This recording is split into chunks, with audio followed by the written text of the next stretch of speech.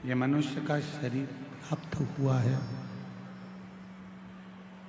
और ये मानव की देह यदि हमको मिली है, प्राप्त हुई है, तो इस मानव की देह को भगवान शिव की अविरल भक्ति में लगाने का प्रयास करिए।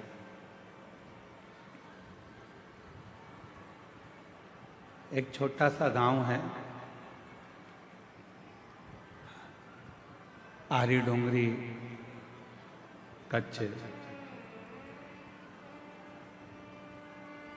कांकेर जिले का ये छोटा सा गांव, और उस छोटे से गांव में इतनी विशालतम शिव महापुराण की कथा यदि हो रही है तो कहीं ना कहीं देवाधिदेव महादेव की आप पर बड़ी करुणा, कृपा और दया है।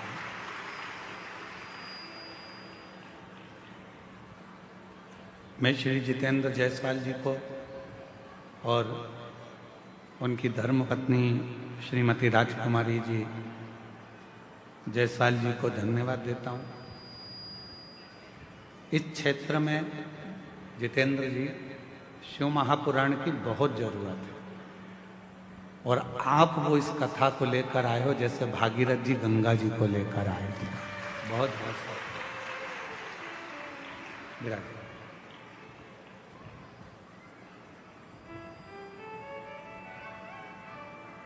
आज सनातन धर्म को यदि मजबूत करना है, यदि सनातन धर्म को हमें एकजुट करना है, सनातन धर्म को यदि हमें मजबूती करना है, तो वो उसमें शिव पुराण बहुत मूल्य है।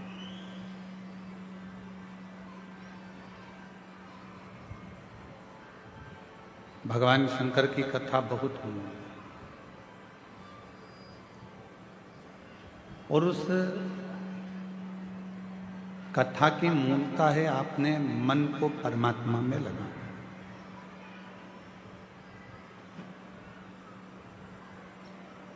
इस हृदय को, अपनी अविरल भक्ति को शिव तत्व तक लेकर। क्यों?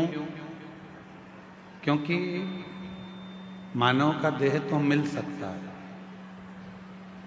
मनुष्य का शरीर प्राप्त हो सकता है, पर उस मानव देह को प्राप्त करने के बाद भगवान की अविरल भक्ति धारण करना, भगवान का भजन करना, कथा सुनना, शिव मंदिर तक जाना, शिवालय तक जाना, ये कठिन है।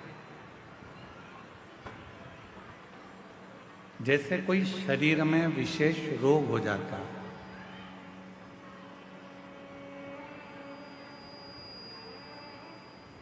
और शरीर में अगर कोई रोग हो गया तो सबसे पहले जरूरी है कि अपने गांव का प्राथमिक चिकित्सा केंद्र जो है, अपने गांव का जो प्राथमिक चिकित्सालय है, हॉस्पिटल है, उस हॉस्पिटल में जाकर अपने शरीर की जांच करें।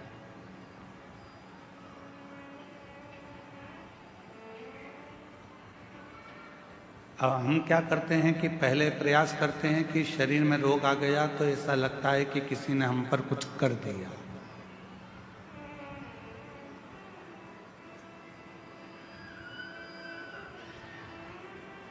थोड़ा सा शरीर में कष्ट आया तो हमको लगता है, आपको लगता है कि हमारे ऊपर किसी ने कोई विद्या कर दी। पर शिव पुराण इसको नहीं मानता। शिव पुराण तो कहता है कि हमारे पूर्व जन्म का कोई कर्म ऐसा होता है जिस कर्म का भोग आप उस कर्म के भोग को भोगते हैं। उस कर्म के भोग को आप और हम भोगते हैं। रोग आने पर, कष्ट आने पर, शरीर में कोई बीमारी आने पर सबसे पहले अपने गांव में, अपने नगर में, अपने क्षेत्र में, अपने शहर में जो भी चिकित्सालय है, हॉस्पिटल है, डॉक्टर हैं, उनसे जांच जरूर करो।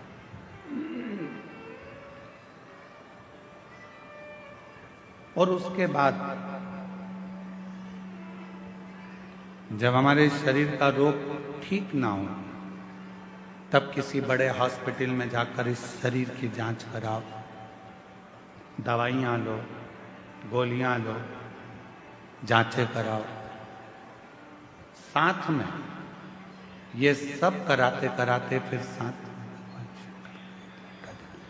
भगवान शिव जी को फिर एक लोटा जल चढ़ाना प्रारंभ। क्यों? दवा के साथ में दुआ की बहुत जरूरत पड़ती है।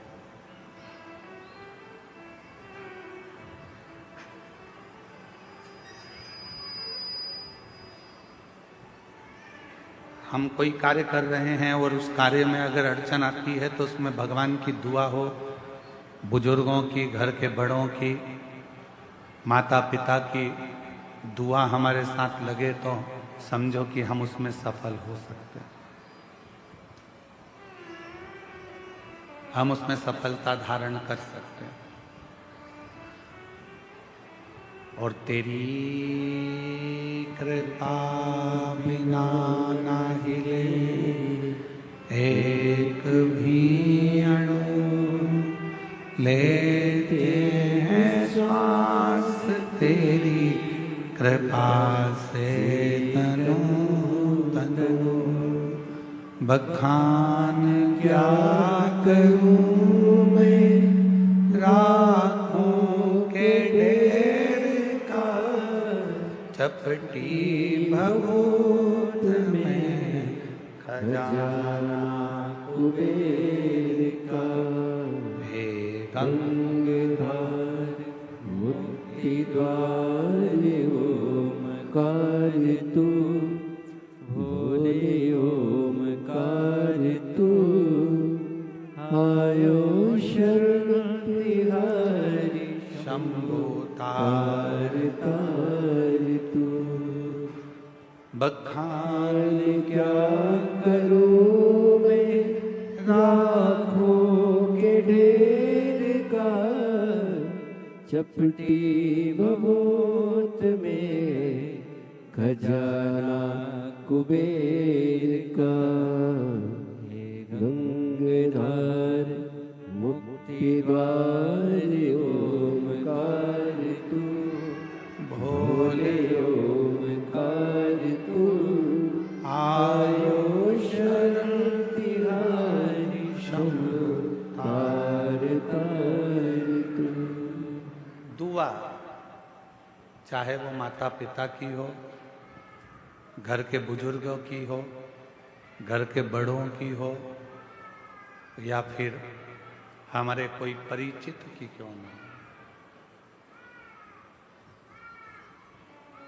वो दुआ हमारे जीवन में हमें सफलता जरूर देती है, हमें सुख जरूर देती है। शिव महापुराण की कथा कहती है, भगवान शंकर का पवित्र चरित्र कहता है, शिव महापुराण की कथा वर्णन करती है, जब घर से निकलो दो काम जरूर कर कर निकलो। पहला, घर में जो भगवान का मंदिर है, घर में जो भगवान का देव स्थान है, देवालय है, शिवालय है, उसको नमन करो, प्रणाम करो, विनय करो।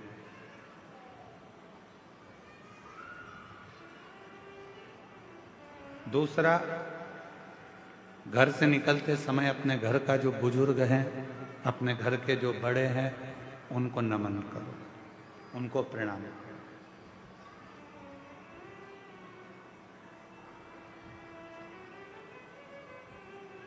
एक परमात्मा का साथ और दूसरा घर के बुजुर्गों का आशीर्वाद जब हमारे साथ चलता है तो निश्चित है उसका फल हमको मिलता जरूर है। कहीं विघ्न में हम पढ़ रहे हो, कहीं विघ्न में हम घिर गए हों, पड़ गए हों, तो उस विघ्न से निकलने के लिए घर के बुजुर्गों का आशीर्वाद और महादेव की कृपा, ये दोनों ही हमारे लिए श्रेष्ठता देते हैं। दोनों।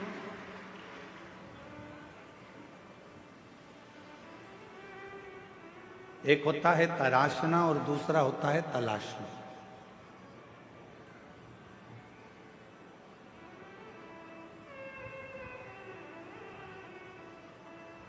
एक है तराशना और दूसरा है तलाशना। हम तलाशते रहते हैं, ये वो सब ढूंढते रहते हैं। और तराशने में क्या करते हैं कि हम कुछ ना कुछ बनाने का प्रयास करते हैं, कुछ निर्माण करने का प्रयास करते हैं, कुछ अच्छा करने का प्रयास करते हैं। शिव कथा कहती है, भगवान शंकर का चरित्र कथा है, शिव महापुराण की कथा कहती है। तलाशना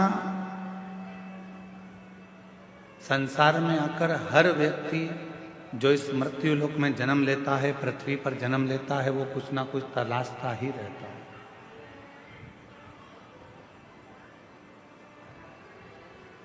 और वो तलाशने के चक्कर में फिर वो कहीं ना कहीं व्यक्ति में भी खोट ढूंढने लगता है।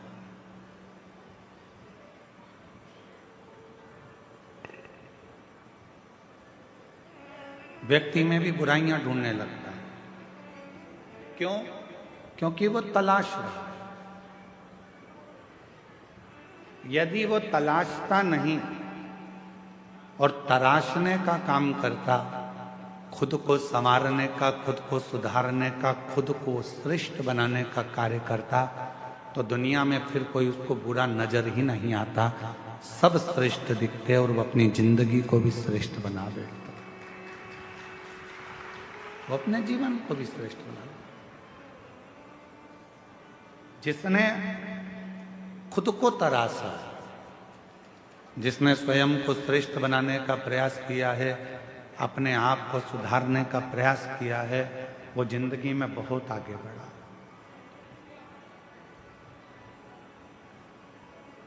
वो जीवन में बहुत तरक्की करा। क्या करा? एक सुंदर फल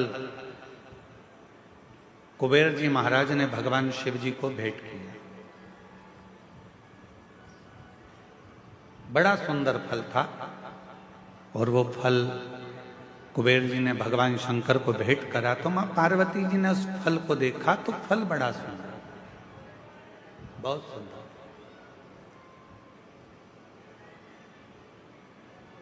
इतने में थोड़ी देर बाद जब मां जगतजननी अम्बा पार्वती जी के हाथ में वो फल आ गया, बड़ा सुंदर फल था जो कुबेर जी ने भगवान शिव जी को दिया था, और शिव जी के हाथ का फल मां जगतजननी जगदम्बा मां पार्वती के हाथ में आ गया। अब कुछ देर बाद भगवान श्री गणेश जी आ गए, कार्तिकेय आ गए और उन्होंने उस फल को देखा।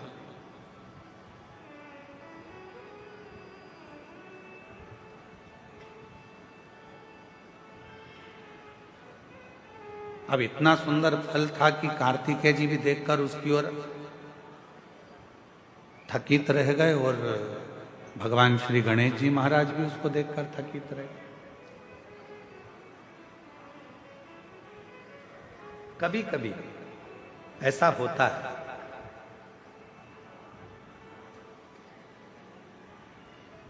मां को मायके से साड़ी मिलती है,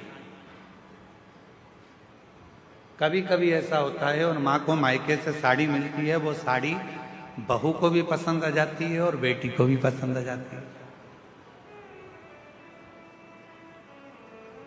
अब थोड़ा चक्कर पड़ जाता है कि वो साड़ी जो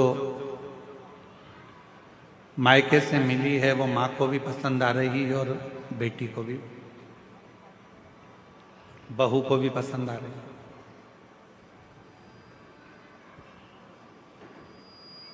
अब माँ भी सोच रही है कि साड़ी को मैं पहन लूंगी, और बहू ने विचार करा यदि मम्मी मुझे ये साड़ी दे दें तो मुझे बहुत अच्छी लग रही है, पर मांगूंगी तो अच्छा नहीं लगेगा क्योंकि मम्मी को उनके भाई ने दी, मम्मी को उनके परिवार वालों ने दी।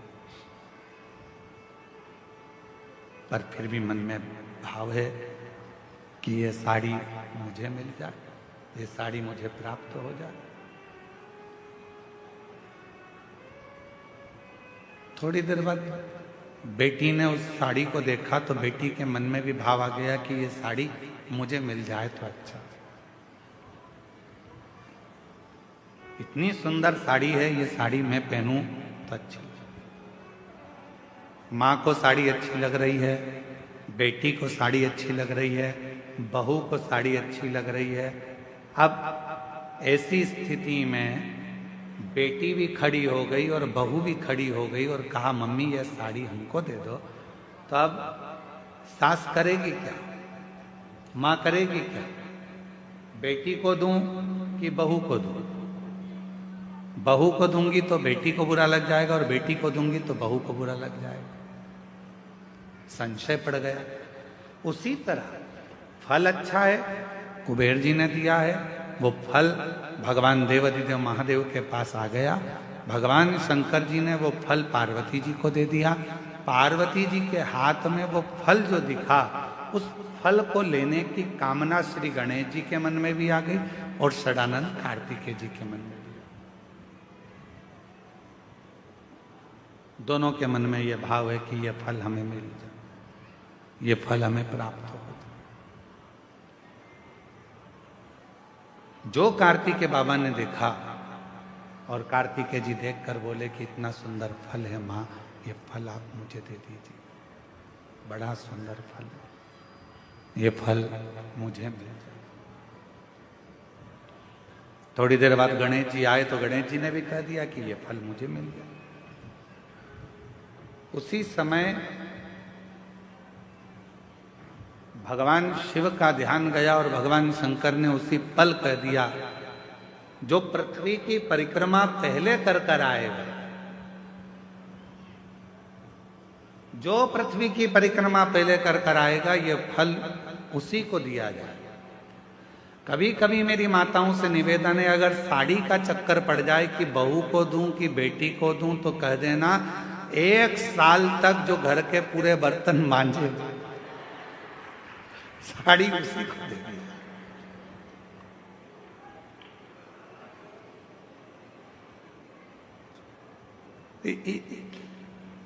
इतने में तो दोनों कह देंगी मम्मी तुम्हारी साड़ी तुम ही रख लो, हम उस साड़ी का क्या करेंगे?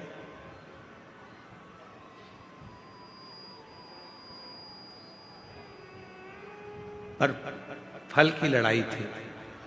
षडानंद कार्तिकेय जी भी परिक्रमा करने गए और भगवान श्री गणेश जी भी परिक्रमा करने गए। एक चूहे पर बैठ गए। गला पकड़ रहा है बेटा माई।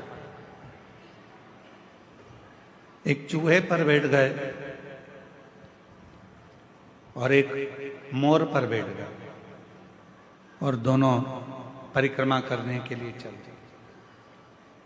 गणेश जी महाराज ने विचार करा कि ये परिक्रमा मैं कर कर आऊंगा, तब तक तो बहुत समय हो जाएगा और ये फल मेरे भाई को प्राप्त हो जाएगा। क्यों ना एक काम करूं, माता पिता की परिक्रमा लगा लेता हूं, उन्हीं के आसपास घूम लेता हूं, तो उसका जो फल है वो मुझे मिल जाए। गणेश जी ने माता पिता की परिक्रमा करी। गणेश जी माता पिता की परिक्रमा कर कर फल को प्राप्त कर लिए तो षडानंद कार्तिकेय जी महाराज लौट कर आए। उन्होंने देखा कि गणेश जी तो प्रथम गिनती में आ गए। माता पिता की परिक्रमा कर कर उनको फल भी मिल गया, पर मुझे तो कुछ प्राप्त ही नहीं।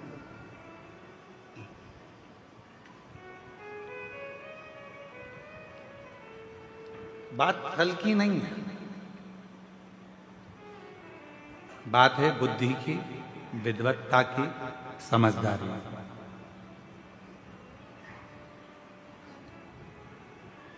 दुनिया का ऐसा कोई फल नहीं है जो आपको नहीं मिल सकता।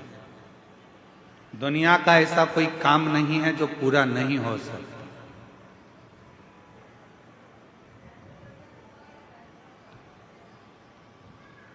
किसी प्रश्न को अगर लिखा जाता है तो उसका उत्तर जरूर होता है।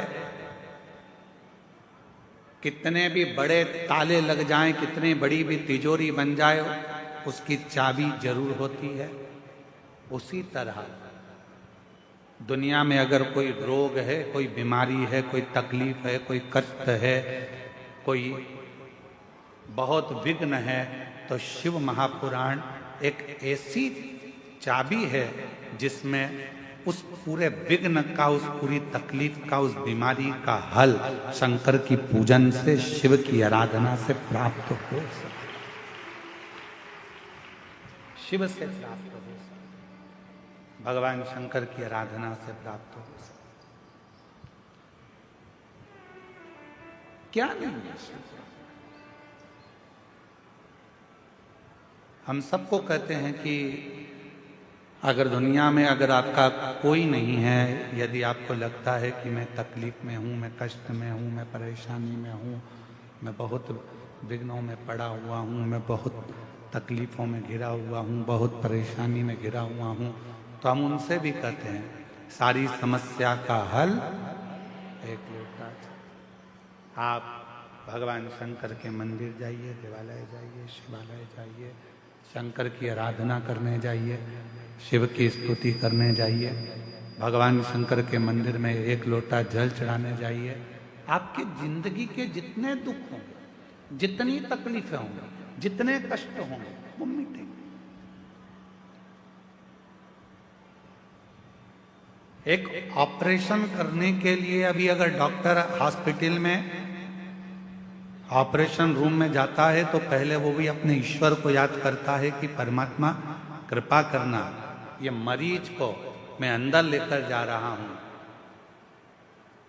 ये हाथ भले मेरे होंगे, मैं भले कितना भी साइंस पढ़ा हूं, चाहे मैंने कितना भी विज्ञान पढ़ा हो, पर आखिरी में श्वासें देना तेरा काम है, इसकी श्वास चलती रखना, इतनी कृपा जरूर कर देना, इसको ठीक कर देना।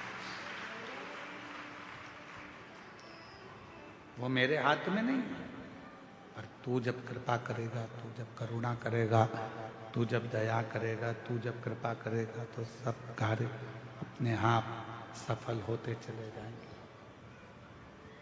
सब कार्य अपने आप सफल होते जाएंगे। तू कृपा कर, तू दया कर, और कृपा की ना होती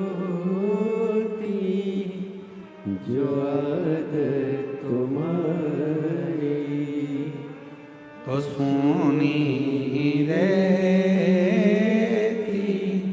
अदालत तुम्हारी, गरीबों के दिल जगा तुम ना पाए, तो किस दिल में होती इबादत तुम्हारी, कृपा की ना होती जो आदत तुम्हारी। एक समय ऐसा आता है कि डॉक्टर भी उस परमात्मा को याद करता है। बड़े से बड़े विघ्न में जब कोई घिर जाता है तब वो ईश्वर को याद करता है कि वो एक सत्य रूपी ईश्वर विराजमान है, एक सत्य रूपी ईश्वर है जो हमको संभाल लेगा, एक सत्य रूपी ईश्वर है जो हमें साथ देगा, सत्य रूपी ईश्वर।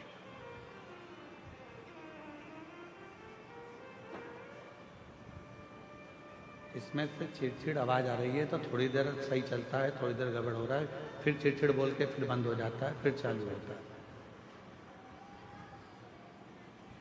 सत्य रूपी ईश्वर है जो संभाल सकता। अब आप लोग यहाँ कथा श्रवण करने के लिए आए हो, यहाँ पहुंचे हो शिव महापुराण की कथा में, भगवान शंकर की आनंदमय कथा का रसतत्व ग्रहण करने के लिए आए। किसके भरोसे आए? हमारे भरोसे पर, किसी व्यक्ति के भरोसे पर नहीं। आप शिव पुराण की कथा यदि श्रवण करने के लिए कच्चे गांव तक, कांकेर जिले तक पहुंचे हो, तो वो किसी के भरोसे नहीं, देवाधिदेव महादेव के भरोसे पर कथा श्रवण करना। किसी व्यक्ति विशेष के भरोसे पर कथा नहीं।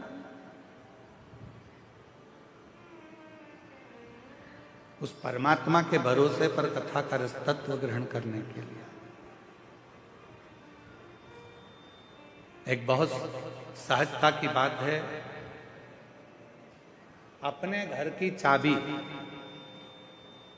रोड पर चलने वाले व्यक्ति के हाथ में देकर आ जाते हो क्या? जम के बोलो जरा, अरे बोलो तो नहीं।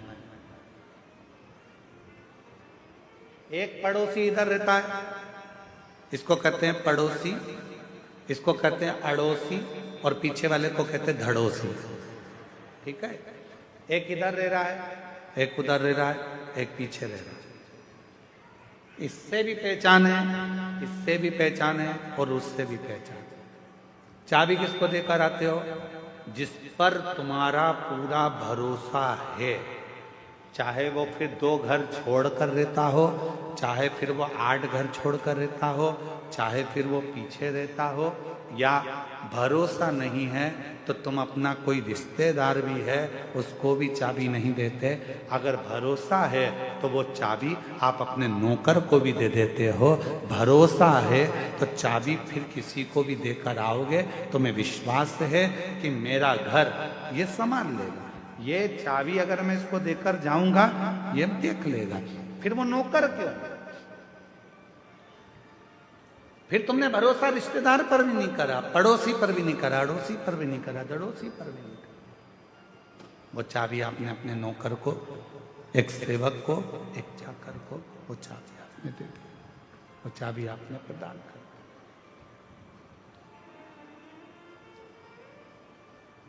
अर्थात भरोसा था तो चाबी दी है।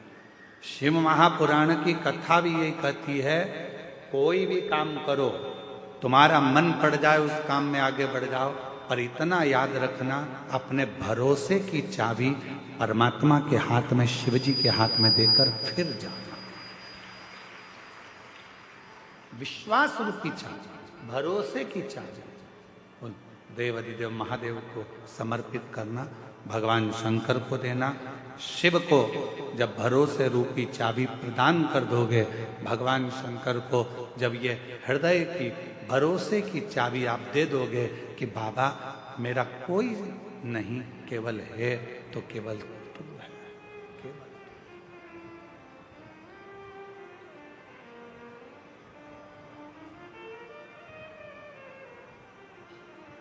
जब कोई नहीं आता भोलेनाथ आता है, जब कोई नहीं आता भोलेनाथ आता है, मेरे दुख के दिनों में वो मेरा काम आता है। महाराज, जब दुनिया का कोई नहीं आएगा, कोई नहीं पहुंचेगा, तब मेरा देवाधिदेव महादेव, मेरा ओघड़दानी, मेरा शंभु, मेरा त्रिकालदर्शी, मेरा कैलाशी अविनाशी, जिस पर तुमने भरोसा किया है, जिस पर तुमने विश्वास किया है, जिस पर तुमने पूर्ण भरोसा किया है, वो शिव तुम्हारे साक्षी, वो शंकर तुम्हारी साक्षी।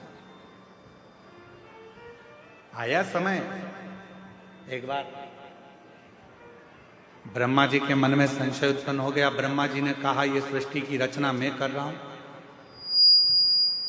भगवान विष्णु के मन में भी ये भाव आया कि ब्रह्मा जी, ये सृष्टि की रचना आप नहीं कर रहे हो, ये सृष्टि की रचना करने वाला तो शिव है। ब्रह्मा जी ने कहा, सृष्टि की रचना करने वाले नहीं, शंकर भगवान तो सृष्टि का संहार करने वाले। तब भगवान विष्णु ने कहा, सुनो ब्रह्मदेव, सृष्टि की रचना करने वाला भी शिव है, सृष्टि को चलाने वाला भी शिव है और सृष्टि का संहार करने वाला भी शिव है। शंकर के सिवा कुछ भी नहीं, शिव के सिवा कुछ भी नहीं। रचना भी वो कर रहा, संहार भी वो कर रहा और चला भी वही रहा, सब कुछ वही कर रहा, कोई दूसरा नहीं कर रहा।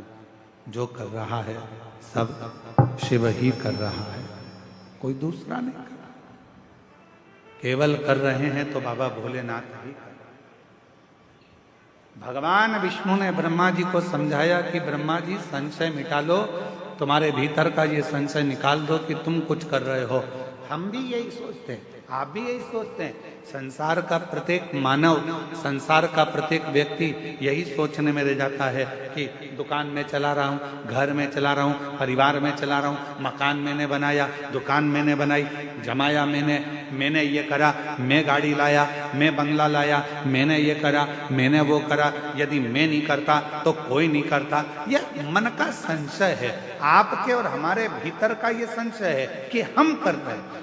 तुम जिंदा हो तो कर रहे हो, निपट गए तो कौन कर रहा?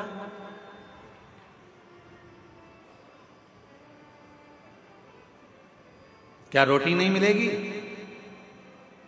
मरने के बाद?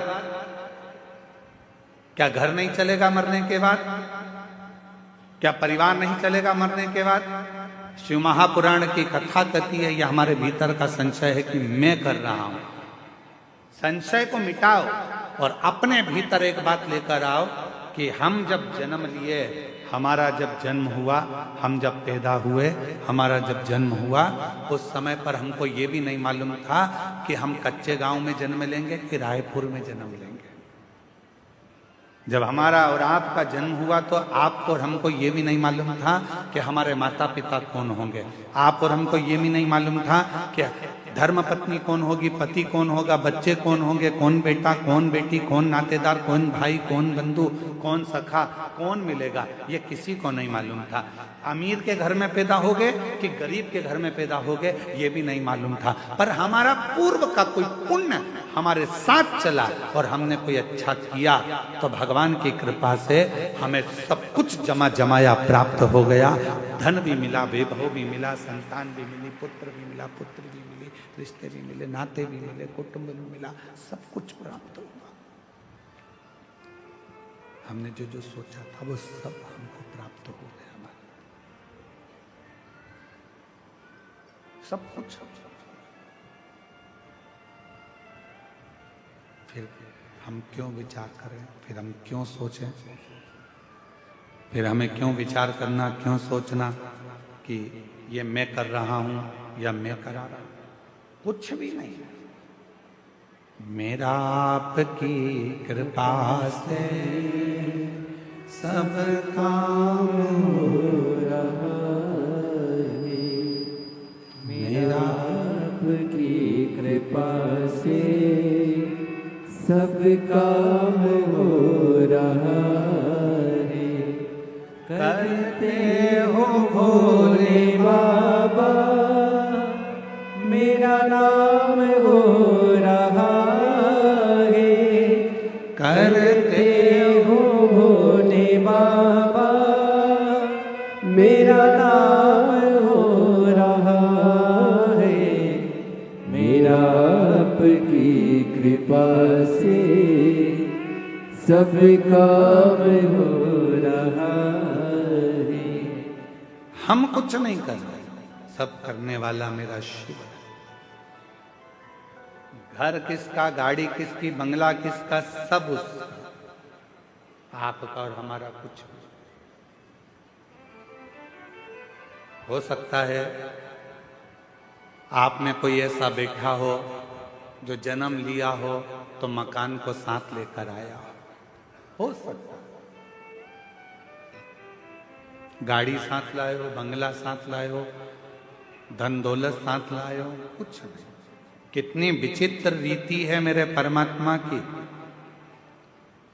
कितनी विचित्र रीति है मेरे भोले बाबा की कि जोड़ते तुम हो,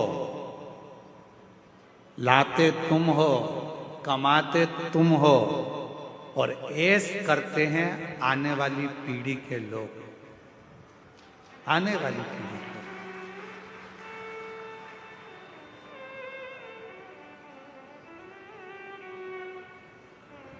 पूछो किसी से, क्यों साहब ये मकान बनाया, कितना जोरदार मकान बनाया साहब, ये कमरा किसके लिए बनाया? अरे गुरुजी वो बड़ा बेटा है ना, उसकी शादी करेंगे तो बहू बेटा इसमें रहेंगे। ओ गुरुजी ये जो कमरा है इसमें छोटे बहू बेटा रहेंगे। मकान किसने बनाया? पिताजी ने। बंगला किसने बनाया? पिताजी ने। मेहनत किसने करी? पिताजी ने। दादाजी पिताजी मेहनत करते करते करते करते करते करते छोटे से मकान में रहते रहते अपनी पूरी जिंदगी को निकाल देते हैं, और आने वाला विचार क्या करते हैं कि मेरा बेटा, मेरी बहू, मेरी बेटी, मेरा दामाद, मेरा परिवार सब सुखी रहे, ये अच्छे से रहें, इनका घर अच्छे से रहे, ये दोनों इस कमरे में रहेंगे, ये लोग इधर रहेंगे, वो लोग उधर रहेंगे। और जैसे जैसे बुढ़ापा बढ़ते चले जाता है, मालूम पड़े तुम जिस कमरे में रहने का विचार कर रहे थे, समय आने पर वो कमरा भी बच्चों को देना पड़ जाता है, और फिर एक दिन हॉल में पलंग डालकर दोनों को रहना पड़ जाता है, आते जाते लोगों को देखना पड़ जाता है। किसके लिए कमाया, किसके लिए सुख देखा? शिव पुराण कहती है कुछ भी मेरा नहीं है, तुम्हारा क्या है? शिव महापुराण में भगवान ने पूछा कि तुम्हारा क्या है? तो भगवान देवादिदेव महादेव के सम्मुख में भगवान विष्णु से जब ब्रह्मा जी ने कहा आप कहते हो कुछ भी मेरा नहीं है, सब करने वाला देवादिदेव महादेव है, तो मेरा क्या है? तब भगवान विष्णु ने कहा संसार का मनुष्य हो, चाहे देवता हो, गंधर्व हो, अप्सरा हो, चाहे पशु हो, पक्षी हो, चाहे किन्नर हो, चाहे मनुष्य हो, उसका जो समय चल रहा है, जिस समय पर आप जो कार्य कर रहे हैं वो समय तुम्हारा है। उस समय में कुछ अच्छा करने का प्रयास कर लो, फिर जिंदगी श्रेष्ठ बनना प्रारंभ हो जाए। वो समय तुम्हारा।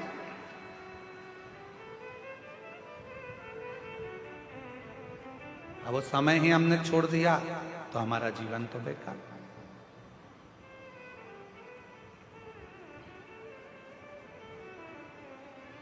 अपने समय को पकड़ो, वो समय छोड़ना नहीं। उस समय को पकड़कर भगवत भजन में जब मन को लगाओगे, शिव की आराधना करोगे, भगवान शंकर को एक लोटा जल चढ़ाओगे, शिव महापुराण की कथा का रसपान करोगे, तो वो समय तुम्हारे अनुकूल सुख प्रदान करेगा तुम्हारे। वो एक लाइन हमारे निखिलेश भैया बहुत अच्छी गुनगुनाते हैं, मेरी गाड़ी मेरा बंगला,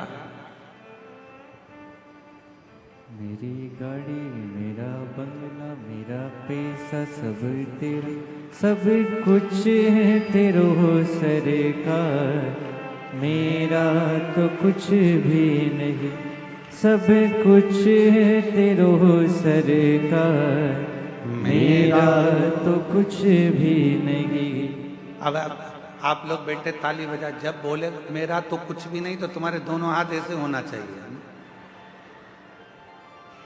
फिर से गा, मेरी गाड़ी मेरा बंगला, मेरा पैसा सब तेरा, सब कुछ है तेरो सरकार, मेरा तो कुछ भी नहीं, सब कुछ तेरो सरकार, मेरा तो कुछ भी नहीं। अब कहे कि ये मेरा बेटा है, गुरुजी आप बताओ मेरे बेटे की शादी कब होगी?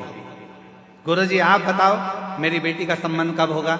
गुरुजी आप बताओ मेरा ये काम कैसे होगा? तो हम निवेदन करेंगे जब तुम्हारे मुख से मेरा निकलना बंद हो जाएगा तब तुम्हारा काम अपने आप होना प्रारंभ हो जाएगा। जब तक तुम कह रहे हो ये मेरा बेटा है, ये मेरी बेटी है, ये घर मेरा है, परिवार मेरा है, जिस दिन तुमने सोच लिया शिव जी की कृपा से ये पुत्र है, शिव जी की कृपा से ये पुत्री है, शिव जी की कृपा से ये बंगला है, शिव जी की कृपा से ये सब काम हो रहा है, तो फिर तुम्हारा कुछ भी नहीं है।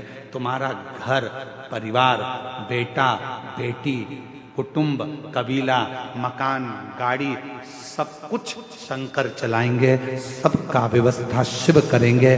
तुम्हें कुछ नहीं सोचना, तुम्हें तो शंकर के आश्रित हो जाना, शिव के आश्रित।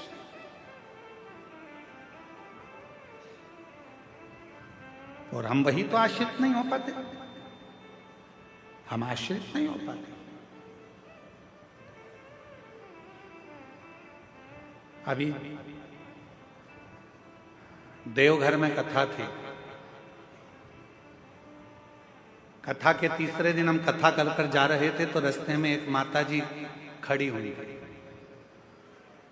तो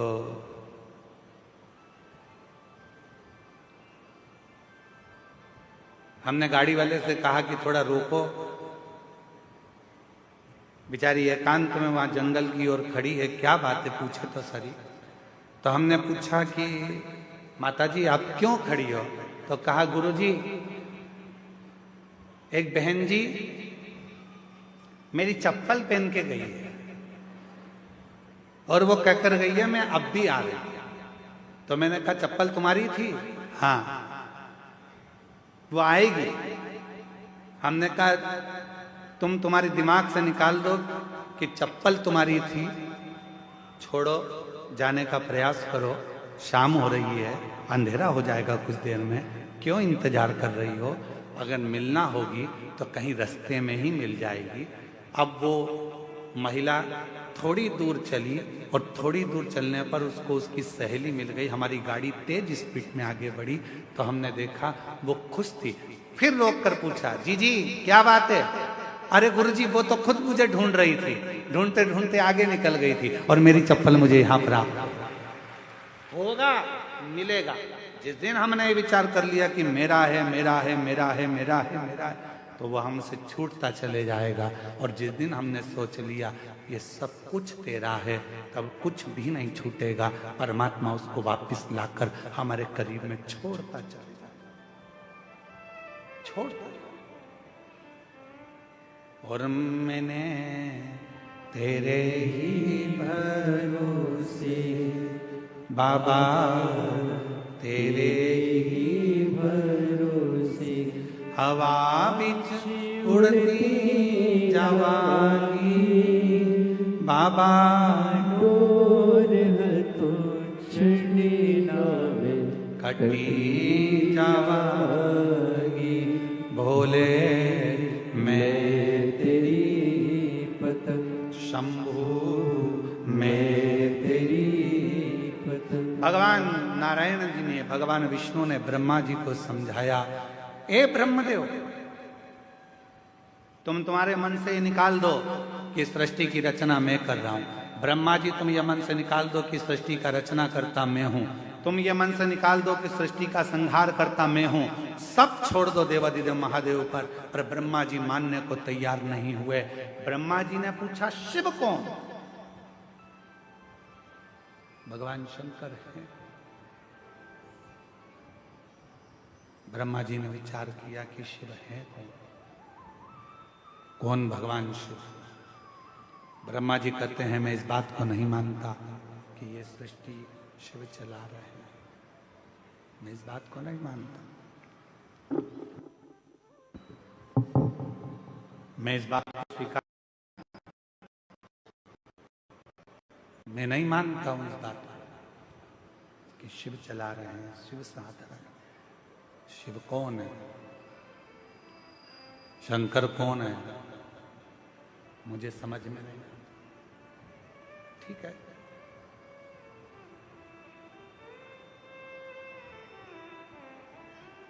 ब्रह्मा जी ने भगवान शिव को जानने के लिए एक विशाल पर्वत को घुमाना प्रारंभ किया। विशाल पर्वत, भगवान विष्णु और ब्रह्मदेव दोनों मिलकर उस पर्वत को घुमा रहे हैं। अब किसी ने पूछा शंकर भगवान को जानने के लिए पर्वत घुमाया? हमारा निवेदन है, भगवान को जानने के लिए उन्होंने पर्वत घुमाया। आपसे निवेदन है, भगवान शंकर को जानने के लिए आप पर्वत मत घुमाओ, बस थोड़ा सा दिल घुमा लो, थोड़ा सा मन घुमा लो, थोड़ा सा दिल को शिव तक लेकर चले जाओ, भगवान प्राप्त हो जाएगा, शिव मिल जाएगा। शिव की प्राप्ति का केंद्र बिंदु है, अपने मन को थोड़ा सा टर्न करें, थोड़ा मोड़ दीजिए।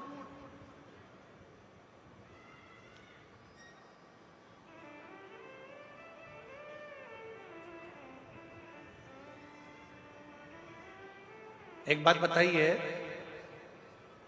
हम जायसवाल जी के घर पर रुके हैं, ठीक है, जितेंद्र जी जायसवाल जी के यहाँ रुके, वहां से सीधा सीधा सीधा अगर हम सोचें कि हमें कहीं मुड़ना नहीं है, चाहे कुछ भी हो जाए, सीधे सीधे ही जाना है, हम कहीं नहीं मुड़ेंगे, सीधे ही सीधे जाएंगे, तो क्या कथा हो सकती है?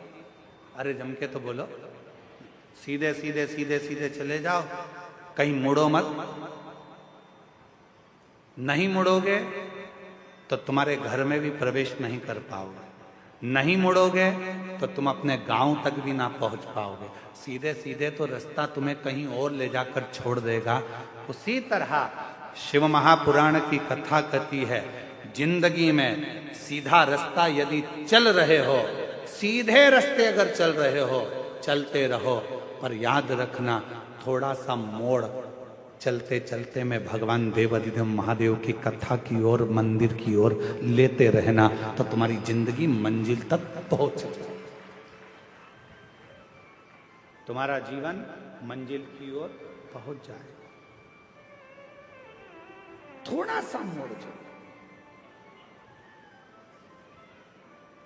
वो एक लाइन है ना, वो कौन से एक कोई गीत की एक लाइन है, हालांकि वो है तो फिल्मी गीत, पर उसकी एक लाइन है, मैं निकला गड्डी लेके और वो मैं निकला गड्डी लेके, उत्थे एक मोड़ आया, मैं उत्ते दिल छोड़ आया। एक छोटा सा मोड़, एक छोटा सा टर्न जिंदगी में आता है। ऐसा कोई व्यक्ति नहीं है जिसके जीवन में मोड़ नहीं आया, ऐसा कोई व्यक्ति जन्मा नहीं संसार में जिसकी जिंदगी में कोई टर्न नहीं आया, आता है। बचपन पूरा निकलने के बाद भी एक मोड़ आता है, जवानी पूरी निकलने के बाद भी एक मोड़ आता है, अधेड़ी पूरी निकलने के बाद भी एक मोड़ आता है, और जिंदगी में कई मोड़ ऐसे आते हैं जो हमारे जीवन को श्रेष्ठ बनाने का प्रयास करते हैं, हमारे जीवन को अच्छा बनाने का प्रयास करते हैं। पर उस समय पर हमारे जीवन में हमें चाहिए कि उस समय पर हम परमात्मा को कैसे भजें, उस समय पर परमात्मा का कैसे स्मरण करें। शिव कथा कर रही है, भगवान शंकर का चरित्र कर रहा है। ब्रह्मा जी ने कहा मैं देखूं क्या ये सृष्टि की रचना शिव कर रहे हैं? शिव कौन है? भगवान शंकर को पहचानने के लिए भगवान ब्रह्मदेव ने और भगवान विष्णु ने एक पर्वत को घुमाना प्रारंभ करा। शिव महापुराण की कथा कहती है कि पर्वत को घुमाने की जरूरत नहीं है, भगवान शंकर को पहचानने के लिए, भगवान शंकर को जानने के लिए केवल अपना मन, अपना चित्त, अपनी बुद्धि, अपना हृदय थोड़ा सा टर्न लीजिए, थोड़ा घुमा लीजिए। जब जिंदगी में बहुत कष्ट हो, तकलीफ हो, दुख हो, तो थोड़ा सा मुड़ जाओ भगवान शंकर की भक्ति की ओर, तो जीवन अपने आप श्रेष्ठ होता चले जाए।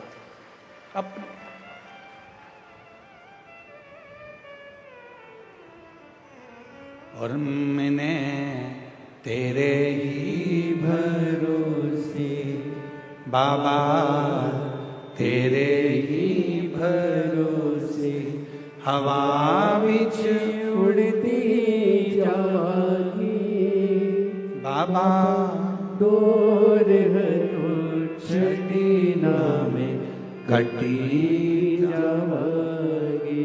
भोले मैं तेरी पतंग, शंभु मैं तेरी पतंग। थोड़ा सा परमात्मा की ओर मुड़ने का प्रयास करो। जिस समय पर हम परमात्मा की ओर मुड़ेंगे, हमारे सारे मार्ग अपने आप सुलझते चले जाएंगे, हमारे मार्ग अपने आप क्लीन होते चले जाएंगे। हम मुड़े शिव की ओर।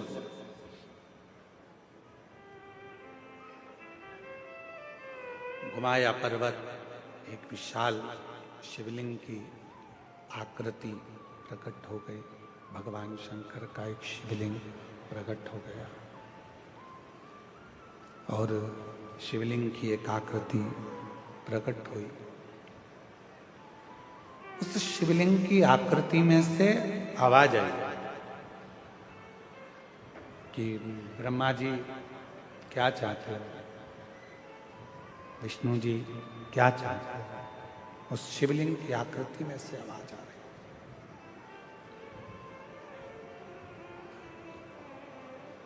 कोई नहीं बोला। भगवान ब्रह्मा जी ने कहा कि जानना चाहिए कि इस शिवलिंग का चरण कहाँ है और इस शिवलिंग का शीश कहाँ है। उसको जानने के लिए ब्रह्मा जी ने भगवान विष्णु जी से कहा कि तुम चरण ढूंढने के लिए जाओ, मैं शीश ढूंढने के लिए जाता हूं। और भगवान नारायण उस शिवलिंग का शीश ढूंढने के लिए ऊपर जाने, भगवान ब्रह्मा शीश ढूंढने के लिए ऊपर जाने लगे और भगवान नारायण चरण ढूंढने के लिए नीचे की ओर जाने लगे, नीचे की ओर। पर भगवान नारायण को भगवान शंकर जी के शिवलिंग का शीश नहीं मिला। कई लोगों के मन में संशय उत्पन्न होता है, कई लोगों के मन में संशय रहता है, मैं शिव जी को जल चढ़ाऊंगी, भगवान शंकर मेरी बात मानेंगे कि नहीं मानेंगे। मैं शंकर भगवान का भजन करूंगी, शिव जी मेरी बात मानेंगे कि नहीं मानेंगे। मैं शंकर जी से प्रार्थना करती हूँ, शिव जी मेरा झोली भरेंगे कि नहीं भरेंगे। भगवान शंकर मेरी गोदी भरेंगे कि नहीं भरेंगे। मैं शिव जी से प्रार्थना करती हूँ, शिव मेरी बात मानेंगे कि नहीं मानेंगे। आपके मन में अगर संशय है, होगा कि नहीं होगा, सुनेंगे कि नहीं सुनेंगे, भगवान ऐसा करेंगे कि नहीं करेंगे, तो याद रख लेना वो काम कभी सफल नहीं हो सकता। जिस दिन तुमने सोच लिया कि मैं शंकर जी के मंदिर में जाऊंगी, लोटा भर के जल चढ़ाऊंगी, मैं कच्चे गांव जाऊंगी, मैं कांकेर जिले में पहुंचकर शिव महापुराण की कथा पंडाल में बैठकर सुनूंगी और मेरा विश्वास कहता है कि मेरा शंकर भगवान मेरी झोली भरेगा, मतलब भरेगा जरूर, ये निश्चित, वो सुनेगा जरूर। आपके मन में जब संशय उत्पन्न हो जाता है, आपके मन में जब संशय पैदा हो जाता है, होगा कि नहीं होगा, करूं कि नहीं करूं, होगा मैं पशुपति व्रत करूंगी, ये काम होगा कि नहीं होगा, मैं सोमवार का व्रत करूंगी, ये काम होगा कि नहीं होगा, मैं 16 सोमवार करूंगी, ये काम होगा कि नहीं होगा, मैं शिव चर्चा करूंगी, ये काम होगा कि नहीं होगा। जब तुम्हारे मन में दो संशय चल रहे हैं तो वो काम कभी नहीं होता। और तुम्हारे मन में जब पूर्ण भरोसा, पूर्ण विश्वास दृढ़ हो जाता है कि मैं पशुपति व्रत चालू कर रही हूं और ये विश्वास के साथ चालू कर रही हूं, एक पशुपति व्रत करा उसमें मेरे को संशय था, पर अब मैं जो पशुपति व्रत कर रही हूं ये मेरा विश्वास कहता है, प्रेशर नहीं आ रहा है साउंड में, ये मेरा विश्वास कहता है कि मेरा ये कार्य जरूर होगा, तो निश्चित है कि वो कार्य पूर्ण जरूर होगा। क्यों? क्योंकि हमने वो विचार कर लिया, हमने वो सोच लिया। आप में से कितने लोग हैं जिन्होंने पशुपति व्रत करे? हाथ उठाओ जरा। सबने करे? रखो रखो वापिस। पूर्ण भरोसे से करे ना, पूर्ण विश्वास के साथ, पूर्ण भरोसे के साथ करे ना।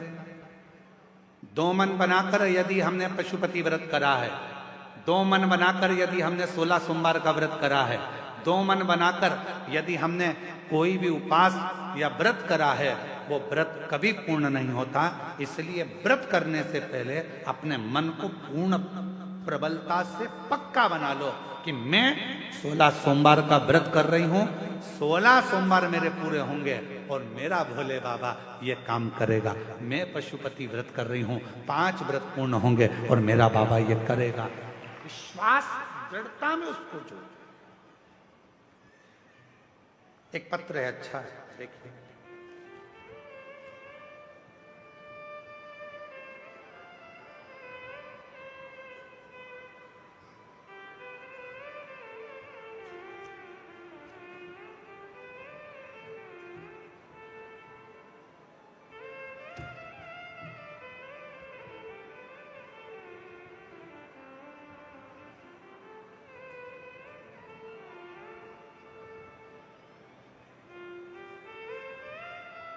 मेरा नाम लक्ष्मी रानी है। मैं सहसपुर लोहारा कवर्धा जिला से हूँ। कहीं बैठी हो तो हाथ हिला सकती हैं। अगर कहीं बैठी हो तो हाथ हिला सकती हैं। मेरा नाम लक्ष्मी रानी है।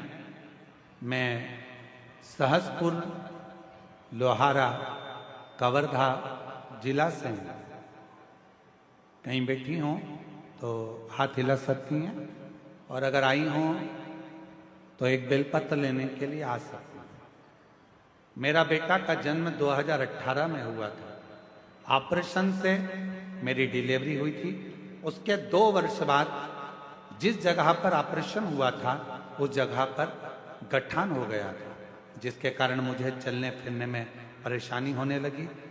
हमने डॉक्टरों को दिखाया तो बताया कि मुझे एक गठान हो गया है, उसको इलाज केवल ऑपरेशन है। इसमें कवर्धा के सभी अस्पताल में दिखाया, डॉक्टर ने ऑपरेशन को कह दिया। मन में विचार आया कि आपकी कथा में टीवी पर सुनते हैं। 2022 में रुद्राक्ष महोत्सव कुबेरेश्वर धाम होने वाला था।